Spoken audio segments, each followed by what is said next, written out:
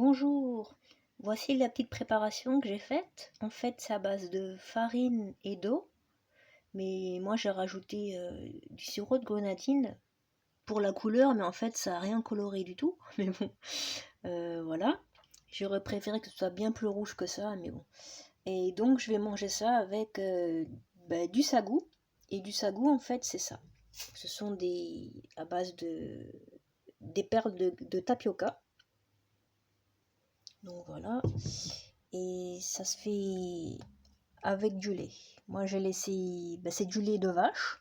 Vous pouvez faire également avec des laits végétaux ou rajouter également du lait concentré. Il y en a qui font également ça à l'eau, mais à l'eau je suis pas fan, donc c'est pas, j'aime pas avec l'eau.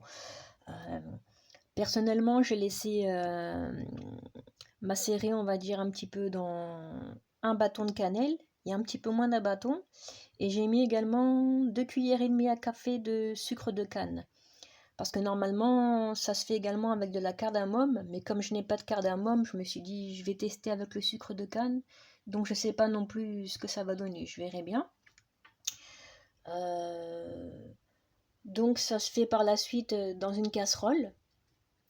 Vous mettez les perles de tapioca, là, donc ça. L'équivalent, ça dépend combien vous mettez. Dans le lait, là, il y a à peu près 750 ml.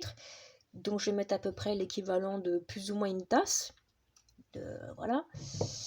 Comme ça, je vais mettre ça avec un tout petit peu de fond de lait. Comme ça, le temps que ça cuise un peu. Comme ça, petit à petit, et quand ça va, au fur et à mesure que ça cuit, ça va gonfler en fait. Comme ça, au fur et à mesure que ça gonfle, je vais rajouter du lait parce que si vous mettez trop de lait d'un coup, ça va être pâteux. Ça va pas être terrible. Donc voilà, donc je vais mettre ça.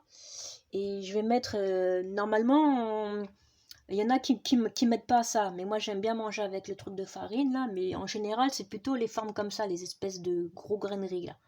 Mais comme j'avais fait trop de pâtes, donc j'ai fait des boulettes. Donc je vais faire cuire avant les boulettes et après je vais rajouter par la suite entre guillemets mes graineries de farine là. Donc voilà. Par contre, quand vous mettez les perles de tapioca, quand ça commence à bien chauffer, faut tourner à chaque fois, hein, parce que sinon ça va faire des pâtés compacts et ça va pas être terrible, ça va s'agglutiner en fait.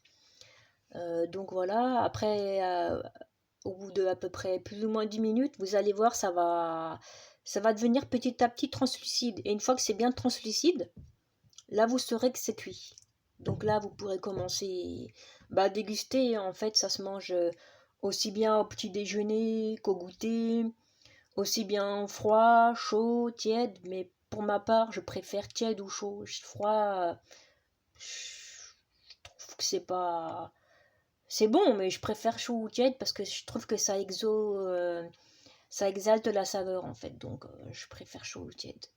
Donc, voilà. Bon, eh bien, je vous publierai tout à l'heure ce que ça donne. N'hésitez pas à commenter ou à liker afin de m'aider à m'améliorer. À tout à l'heure. Ciao.